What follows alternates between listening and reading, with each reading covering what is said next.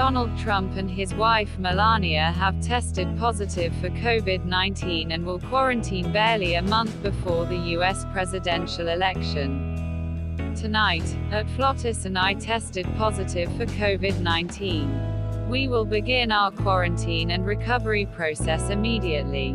We will get through this together, Mr. Trump tweeted. Shortly after Mr. Trump sent the tweet, the White House released a signed memorandum from the president's physician confirming that both Mr. and Mrs. Trump had tested positive for coronavirus on Thursday evening. The president and First Lady are both well at this time, and they plan to remain home at the White House during the convalescence, Dr. Sean Conley said. Rest assured, I expect the president to continue carrying out his duties without disruption while recovering, he added. Mr. Trump's diagnosis injects a new level of uncertainty into an already turbulent presidential campaign. It was not immediately clear if Mr. Trump's quarantine would be over by the date of the next presidential debate on October 15, and how his quarantine would affect his ability to campaign in the final 32 days of the race. Futures for Wall Street's S&P 500 fell more than 1.5%, while Tokyo's benchmark Topix reversed earlier gains to drop 1%.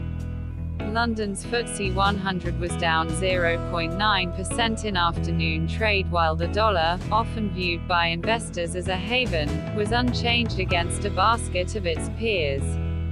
Mrs. Trump tweeted, "As too many Americans have done this year, POTUS and I are quarantining at home after testing positive for COVID-19. We are feeling good and have postponed all upcoming engagements." The president disclosed earlier on Thursday that he and Mrs. Trump had been tested for the virus after Hope Hicks, one of his closest aides, tested positive just 2 days after the president shared the debate stage with Democratic rival Joe Biden in Cleveland, Ohio. Vice President Mike Pence, who would take over if Mr. Trump becomes unable to perform his duties, tested negative for the virus on Friday morning, according to his spokesman.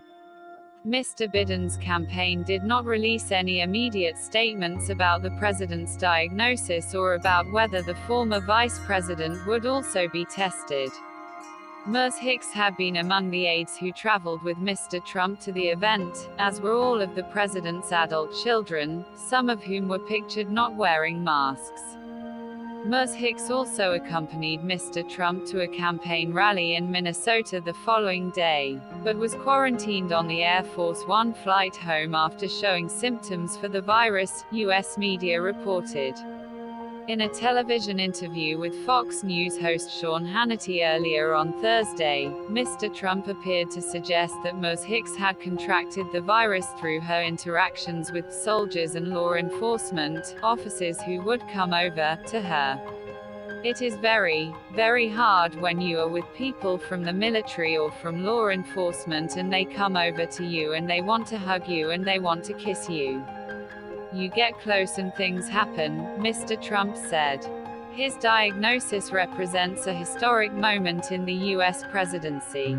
While most people who contract coronavirus recover from the illness, the virus has been most detrimental to Americans aged 65 and over. Mr. Trump is 74. Mr. Biden is 77.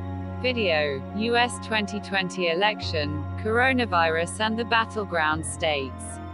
Sam Vinograd, who formerly served on President Barack Obama's National Security Council, tweeted, ahead of Mr. Trump's positive diagnosis, that the confirmation of Ms. Hicks' illness was a code red moment for the U.S. government, noting how many White House and administration staffers work in close physical proximity to each other.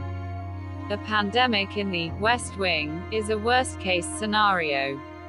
Immediately, critical resources will be diverted to mitigate any outbreak at the most senior levels of government.